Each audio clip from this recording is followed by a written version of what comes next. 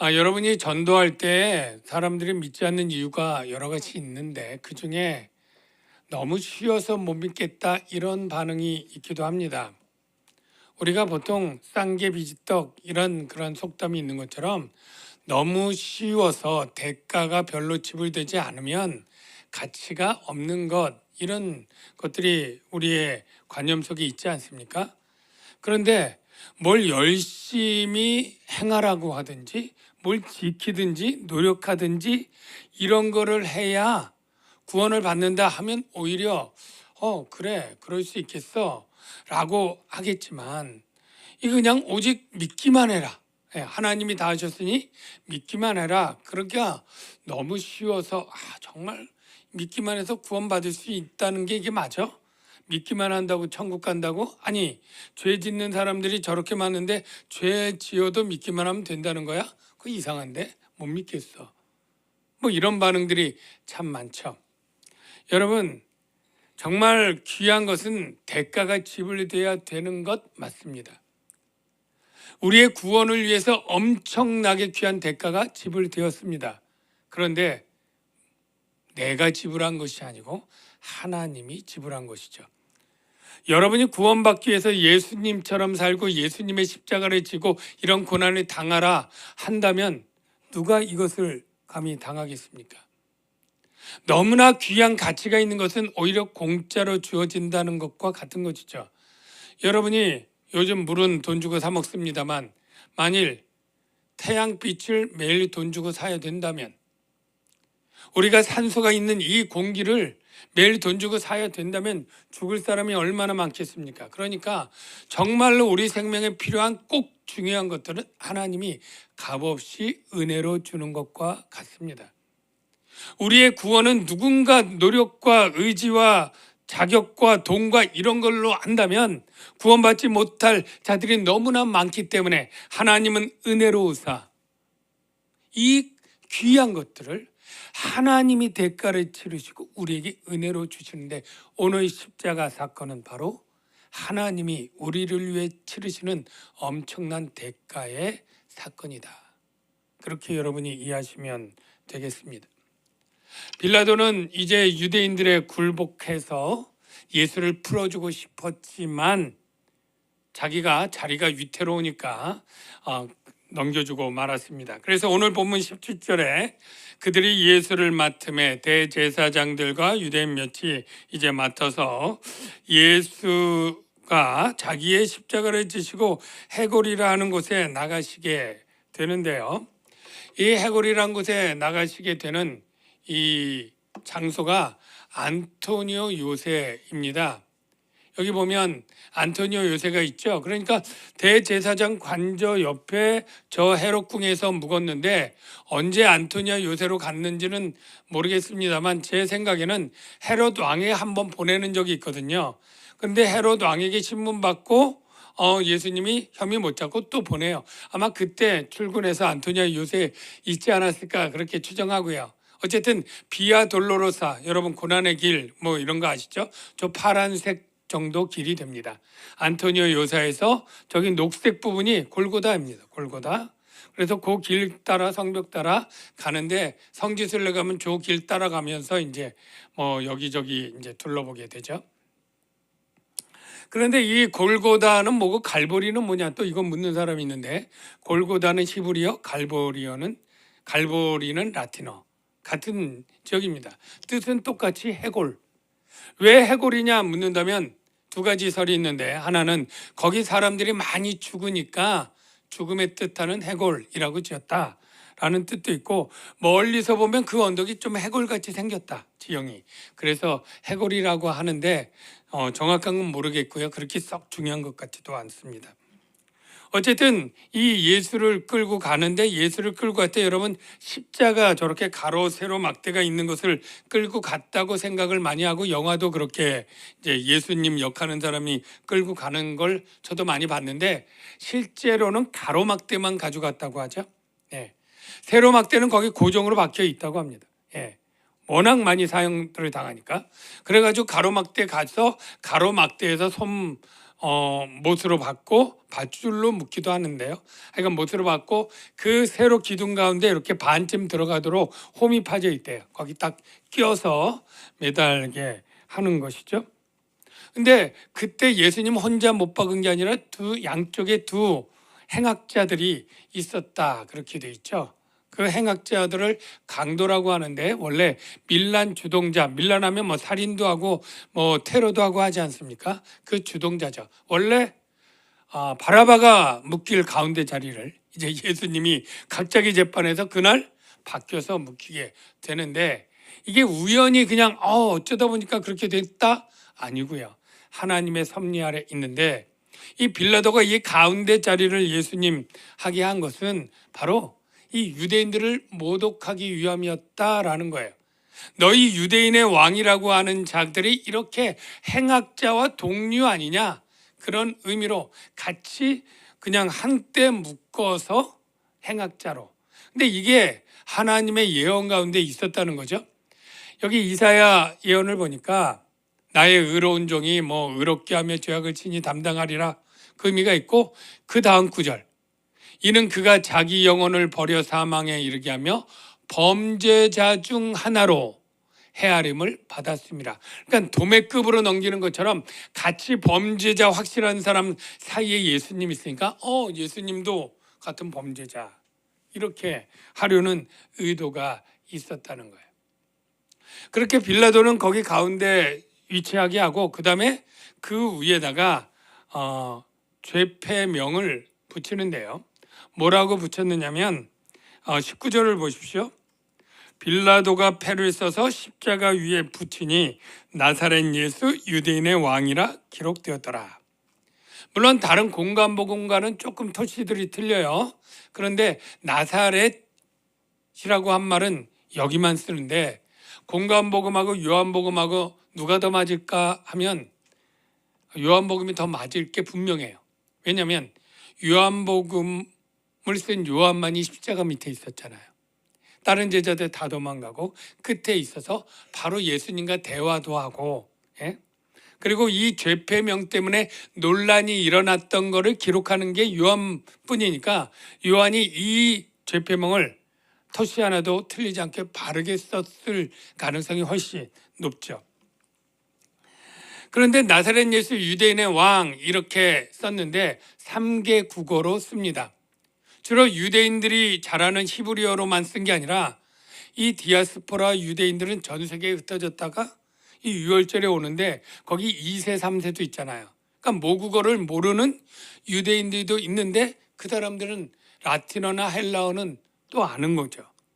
라틴어는 로마의 공적 언어니까 반드시 들어가요. 그런데 가장 잘하는 것은 헬라어죠. 오늘날 영어처럼 전 세계 누구나 어느 정도 알 수 있는 헬라어. 그 헬라어 3개국어로 그렇게 기록을 해놓은 거예요.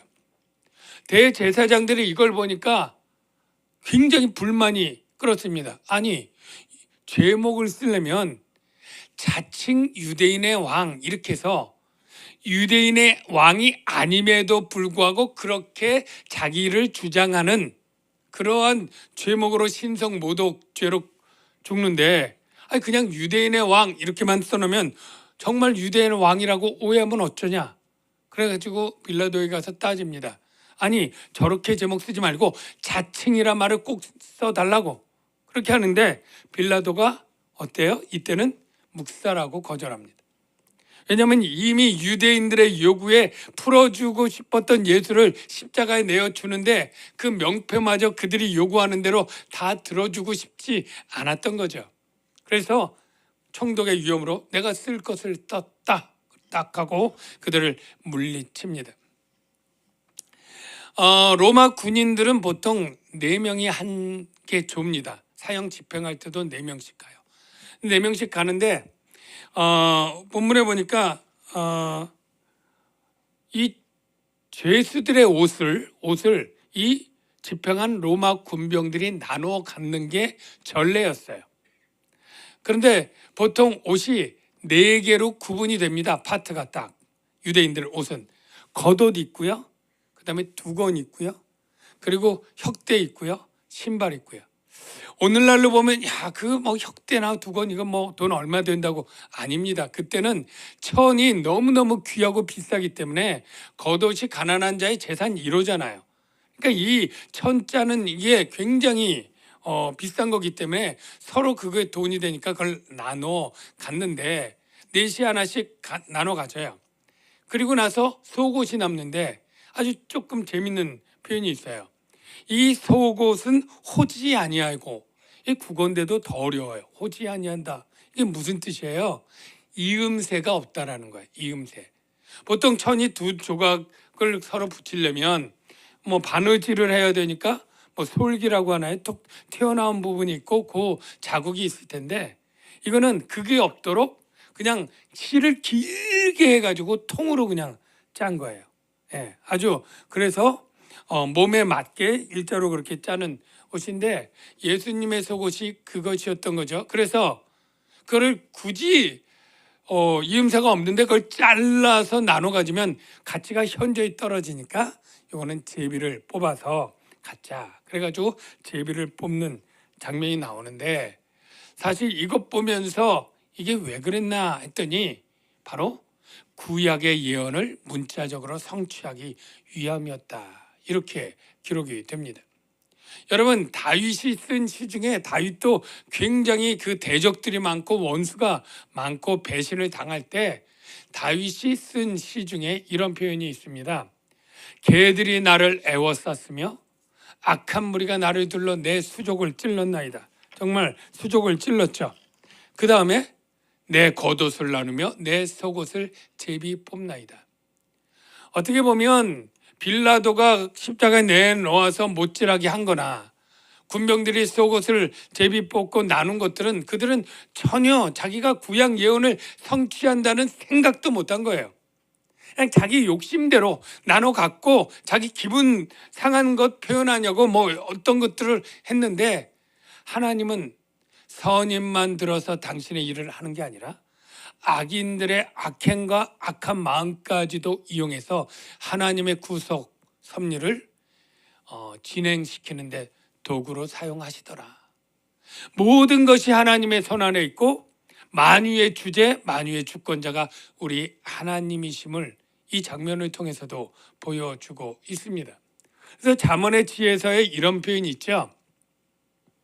여호와께서 온갖 것을 그 쓰임에 적당하게 지으셨나니, 좋은 것뿐 아니라 악인도 악한 날에 적당하게. 가룟 유다, 예, 얼마나 악인입니까? 예, 대제사장 가야바, 뭐 이런 모든 악인들도 자신의 유익과 이익을 위해서 악한 일을 한 거지만 그걸 통해 하나님의 구원의 역사를 진행시키는 동력으로 삼기도 하는 거죠. 아니, 그냥 결정적으로 말하면 사탄, 이 악마 사탄을 왜 하나님 살아계신데 왜 사탄을 빨리 안 물리치어 주시는 거예요? 라고 우리가 묻잖아요. 근데 하나님은 이 사탄도 바로 하나님의 뜻의 구원의 섭리를 이루시는 힘으로 그를 놔두시고 마지막 때에 심판하게 되는 것이죠. 오히려 그에게 미혹당하는 자들을 통해서 하나님의 진노의 그릇에 담고 하나님의 그 능력을 보이기 위해서 영광 받으시는 도구로 쓸 수 있다라는 게 바울의 설명인 거죠. 이렇게 로마 군병들이 옷깃을 나눠 갖고 하면서 예언을 성취한 후에 이제 예수님께서 그 밑에 4명의 여인들이 있었는데 4명의 여인들의 이름을 여러분 다 외우시는 분, 쉽게 외우도록 설명해 드릴게요. 다 4명의 여인의 이름은 마리아입니다. 예수님의 어머니 이름 마리아, 이모 살로메라고 하는 이름도 있지만 마리아예요. 막달라 마리아, 당연히 마리아고요. 그리고 세 번째 글로바의 아내 마리아, 이렇게 다 4명의 마리아가 있는데, 이제 어머니 마리아 얘기가 처음 나오는데 이렇게 말하죠. 요한에게 먼저 여자여 보소서 아들이니이다. 이 아들은 자기를 얘기하는 게 아니라 요한을 이제 아들로 생각하시라, 이런 얘기고요. 또 요한에게는 보라 내 어머니라, 어머니처럼 이제 모셔라. 맏아들이었던 예수님은 자기 동생들이 있었어요. 원래 3명이나. 근데 자기 동생들에게 안 맡긴 건 좀 의아하죠? 왜 그랬을까요? 아마 아직까지 예수님을 믿지 않았던 그런 것도 있고, 아마 요한이 좀 사는 형편이 좀 나았던 점도 있을 것 같아요. 요한은 조금 부자 쪽에 살았 그런 형편이 나아 보입니다. 어쨌든 여러 가지로 해서 이 효성 있는 예수님이 참 부모를 공경하고 효성 있는 분이에요. 그런데 여자여라고 한 표현이 우리가 듣기에는 좀 어머니를 무시한 그렇게 비하의 존칭같이 오해될 수 있어요. 오해입니다. 원래 헬라어 귀나이는 그냥 이렇게 여자여라고 번역되기보다 부인, 아니 귀부인에게 왕이 자기 어머니를 부르칠 때도 쓸 수 있는 그러한 존칭의 호칭이었다라는 거예요. 그래도 왜 어머니라고 안 하고 부인, 귀부인, 존칭이라고 하지만 이렇게 했을까? 이유가 있습니다. 사실은 예수님께서 이 여자여라고 한 표현을 언제 처음 쓰냐면 공생에 시작하는 첫날 엄마의 대화에서, 포도주 떨어졌다고 가나온인 잔치가 첫 표적이잖아요. 예수님께 물으니까 여자여, 그게 나와 무슨 상관이 있습니까? 마지막 이제 대화에서 여자여, 아들입니다. 이 시작과 끝에 여자여라고 했을 때 이 가운데 이거는 뭐냐면 그 전에 효성 있는 아들로 어머니를 섬겼지만 공생애 때는 바로 예수님은 육신의 아들이 아니라 만인들의 죄인들을 구속하는 메시아 구주로서 사역을 하는 거잖아요. 그러니까 지금 이 아들이 지금 이렇게 고통을 당한다고 할 때 그 모친 마리아의 심정은 누구보다도 찢어지게 아프고 고통스러운 거죠. 그때 예수님이 여자애라고 했을 때 나를 육체의 아들로 보는 시선에서 돌이켜서 내가 당신의 구주로서 하나님의 아들로서 구속 사역을 감당하는 것으로 시선을 돌려주는, 그래서 그 고통과 아픔을 좀 감하게 하기 위한 따뜻한 배려였다, 이렇게 생각이 됩니다. 여기까지 하고 예수님께서 이미 이 세상에 오셔서 공적 생애에 해야 될 모든 일을 마쳤다, 그렇게 생각하셨습니다. 해야 될 모든 가르침과 교육을 마치고, 그리고 해야 될 모든 기적과 이사와 표적을 행하고, 마지막 이 결정적으로 사단의 권세를 끊고 사망의 권세를 이기는 십자가의 대속의 죽음을 거의 다 이루는 찰나, 마지막 남은 한 가지가 내가 목마르다 하는 거였어요. 28절을 보십시오. 그 후에 예수께서 모든 일이 이미 이루어진 줄 아시고 자신이 감당해야 될 사명의 99.99%를 다 완성한 거예요. 마지막 하나 남은 게 뭐였냐면 내가 목마르다 하는 거였어요. 성경을 응하게 하려 하사 이르시되 내가 목마르다 하시니, 거기 신포도주가 가득히 담긴 그릇이 있는지라. 여기 신포도주가 가득히 담긴 그릇이 왜 있을까? 이거 로마 군병들 4명 보냈잖아요. 아침 9시에 매달리면 8시부터 수행했잖아요. 3시에 죽고 4시, 5시까지 있으려면 온종일 거기 뙤약볕 밑에서 봄이긴 하지만 그 뜨거운 햇살 밑에서 거기 있으면 목 안 마를까요? 목마르죠. 그러니까 군병들 음료수로 가져간 거예요, 신포도주. 그런데 공관복음에 보면 쓸개탄 포도주, 모략탄 포도주가 나와요. 그거는 예수님이 안 마셨어요. 왜 안 마셨을까요? 그거는 마취 성분이 있어요. 예수님은 그 고통을 줄이기 위해서 마취 성분이 있는 그것을 먹음으로써 그 고난을 좀 하감하려고 할 의도가 없었어요. 온전히 내가 당할 그 고통과 아픔과 수치를 다 당하려고 그것은 거절했어요. 그러나 이 목마르다는 바로 주님의 예언의 마지막이었기 때문에 바로 이것을 마시게 되는데 어떻게 마시냐면 십자가에 매달려 있으니까 사람들이 해면을 우슬초에 메어 예수의 입에 대었다. 이게 또 해면은 뭐고 우슬초는 뭔가 이렇게 할 때 사진을 봅시다. 저게 해면이에요. 저 해면은 스펀지 뜯어놓은 것 같이 생긴 건데 저거 바다에 실제 있는 생물입니다. 저 구멍이 많이 뚫려서 저 감촉은 내가 잘 모르겠어요. 근데 하여간 포도주가 당기고 그 예수님의 높이가 한 3m, 십자가 높이가 한 3m 정도로 추정합니다. 그러니까 군병이 아무리 키가 170이고 해도 안 닿잖아요. 그러니까 우슬초 갈대라고 표현도 됐는데 저 기인데 저게 한 1m 50 정도 된다 그래요. 그러니까 자기 키 1m 50 해도 그거 1m 50 하면 예수님 입에 닿잖아요. 저기 묶어가지고 주어서 이제 예수님 그거를 먹게 입에 대었는데 사실은 뭐 많이 빨아먹으려고 이렇게 한 것 같지는 않고 입에 대서 이 예언을 성취하려고 한 것이죠. 그들이 쓸개를 나의 음식물로 주며 목마를 때에는 초를 마시게 하였으니. 이래서 예수님에 관한 예언을 마지막까지 다 이루십니다. 여러분 구약 성경에 예수님에 관한 모든 이 사소한 것 작은 것까지 관계된 예언이 신학자가 조사해 보니까 322개 뭐 하여간 그렇게 된다 그래요. 근데 마지막까지 그것을 다 이루신 거예요. 그리고 나서 이렇게 얘기를 합니다. 30절 예수께서 신포도주를 받으신 후에 99.9%에서 100%가 딱 된 거예요. 이르시되 다 이루었다. 다 이루었다.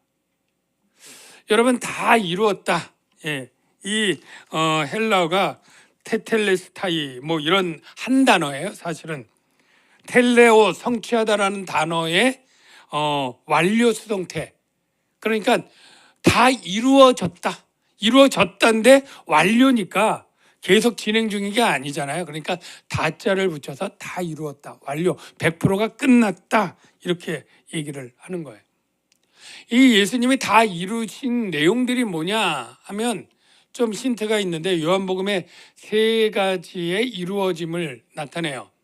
먼저 첫 번째 말씀은 사마리아 여인들에게 복음을 전할 때 제자들이 지금 못합니까? 뭐 이렇게 할 때 예수께서 이르시되 나의 양식은 나를 보내신 이의 뜻을 행하며 그의 일을 온전히 이루는 이것이니라. 온전히 이루는 이것, 이게 바로 복음 진리를 가르치는 일이었어요. 5장 36절은 38년 된 병자를 고치고 한 얘기인데 아버지께서 내게 주사 이루게 하시는 역사, 즉 기적과 표적과 같은 그러한 신적인 그러한 초자연적 역사들, 이것 예수님이 이루어야 될 일 중에 들어갔고요. 요한복음 17장 4절 아버지께서 내게 하라고 주신 일을 내가 이루어. 하라고 주신 일이 뭐냐? 바로 아까처럼 복음 진리를 가르치는 일, 그리고 그것을 믿도록 하기 위해서 표적을 행하는 일, 그리고 끝으로 죄와 사망 권세에서 구원하도록 십자가의 대속의 죽음을 죽는 일, 이 모든 것을 포함하는 것이죠. 예수님은 그래서 100%다 이루시고 머리를 숙이고 영원히 떠나가시더라. 바로 죽음을 맞이한 것이에요. 여러분, 예수님의 죽음은 바로 우리에게 생명을 주는 것이 되었습니다. 해골의 꽃은 죽음이 많아서, 죽는 자가 많아서 붙여진 이름, 사망의 장소였지만 예수님의 그 죽음으로 말미암아 그 순간은 수많은 영혼들을 살리는 생명의 장소가 되었습니다. 바로 죄사함의 대가를 치른 예수님은 우리에게 영생을 주시게 되는 거죠. 사도 바울은 로마서에서 이 위대하고 은혜로운 진리를 이렇게 선포합니다. 이제는 너희가 죄로부터 해방되었다. 거룩함에 이르는 열매 영생을 맺었다. 죄의 싹은 사망이지만 하나님의 은사는 영생이다. 그래서 너희에게 영생을 주었다. 이렇게 선언을 하고 있습니다. 여러분, 제가 다 이루었다라고 하는 단어를 다 완성했다, 뭐 성취했다 이렇게 하는데 이게 경제적인 용어로 쓸 때가 있어요. 어떤 때냐면 빚을 다 갚았을 때. 여러분 우리도 뭐 30년 대출 상환할 때 매달 원리금 이자율도 높아가지고 힘들 때 막 했을 때 마지막 납부를 딱 끝나면 바로 이렇게 테텔레스타이 다 치렀다 이렇게 한다는 거예요. 바로 예수님은 이 십자가의 끝에서 내가 인류의 죄와 그 죄값, 사망, 이 사단의 권세에 있었던 이자들을 풀어주기 위한 모든 채무와 모든 해야 될 모든 일을 하나도 남김없이 다 이루었다 라고 선언하는 거예요. 얼마나 위대하고 감격적인 선언입니까? 그런데 여러분 이게 은혜 아닙니까? 하나님이 100% 이루고 우리에게 할 일을 남겨두지 않은 거예요. 하나님이 99%만 이루고 내가 아쉽다 1%는 너희들이 좀 해봐. 그렇다면 여러분 중에 그 1%를 예배 몇 번 드려야 되고 선행해야 되고 율법 지켜야 되고 뭐 바르게 살아야 되고 거룩히 살아야 되고 이런 걸로 남겨뒀다면 우리 중에 실패할 사람이 너무너무 많을 거예요. 지금 성공했다가 나중에 실패할 수도 있지 않습니까? 그건 은혜가 아닌 거예요. 온전한 은혜가 아닌 거예요. 하나님은 다 이루었다. 이게 뭐예요? 너희들은 할 수가 없어. 내가 다 해줄게. 대신 너는 믿기만 해라. 예. 여러분 어떤 사람에게 구원을 줄 테니까 주먹만한 돌멩이 하나 가져와 이렇게 얘기를 했다고 칩시다. 그 사람은 그 주먹만한 돌멩이를 찾기 위해서 다녀서 한 30분 만에 가져올 수 있을 거예요. 구원을 줄 테니까 주먹만한 금덩어리 갖고 와. 만약에 그랬다면 가난한 수많은 사람들은 수년 동안 돈 모아서 가져와야 될 거예요. 그런데 주먹만한 다이아몬드 갖고 와봐. 그러면 전 세계에 가져올 사람 몇 없습니다. 예. 그런데 주님은 우리에게 이렇게 얘기하는 거예요. 아무것도 가져올지 말고 믿기만 해라. 아니 돌멩이 가져오는 것보다 더 쉬운 거예요. 마음으로 믿고 고백하는 거예요. 이러니까 오히려 못 믿겠다고요?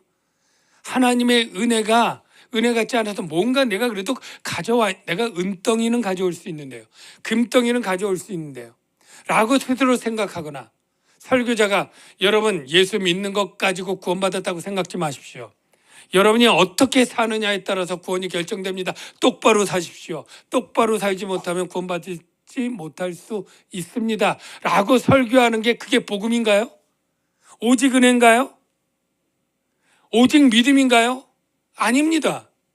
왜 믿음 위에 우리의 선행을 덧붙이고 뭔가 거룩한 삶을 그리고 빛과 소금의 어떤 일들을 해야만 될 것처럼 합니까? 이게 은혜를 폐하는 거예요. 주님이 십자가에 다 이루었다는 것을 의심하는 거예요. 아니 주님 조금 남겨두셨어. 다 이루었다고 말만 하지 실제로 남겨둔 거야 라고 주님을 부정하는 것 아닙니까? 갈라디아 교회가 그랬어요. 갈라디아 교회가 믿음 좋지만 믿음 가지고 안 돼. 율법 조금 더 지켜야 돼. 그러자 바울이 노발대발하면서 이렇게 말합니다. 그런즉 이제는 하나님의 아들을 믿는 믿음 안에서 사는 것이다. 내가 하나님의 은혜를 폐하지 아니하노니 그렇게 주장하면 그리스도께서 헛되이 죽으셨느니라. 여러분 그리스도의 죽으심은 우리의 모든 구원을 이룰 것을 완성하시고 다 이루시고 선언하시고 죽으신 죽음이라는 것 믿으시죠? 그러면 여러분들이 구원을 위해서 선한 일 하는 거 맞습니까? 여러분 잘 생각해 보십시오. 구원을 위해서 선한 일을 하는 게 아닙니다. 구원을 위해서 기도하고 예배하고 봉사하는 게 아닙니다. 이미 하나님은 다 이루시고 믿는 자에게 우리에게 구원을 주셨어요. 이미 받은 구원 때문에 감격해서 하나님을 어떻게 하면 기쁘시게 섬길까 해서 우리가 예배도 하고 봉사도 하고 헌금도 하고 순종도 하는 것이죠. 그래서 오직 우리는 하나님의 은혜로 오직 믿음으로 구원을 받는다. 오직 우리는 은혜로 서 있다. 이 고백이 우리의 삶 가운데 늘 있어야 될 줄로 믿습니다. 이 시간에 우리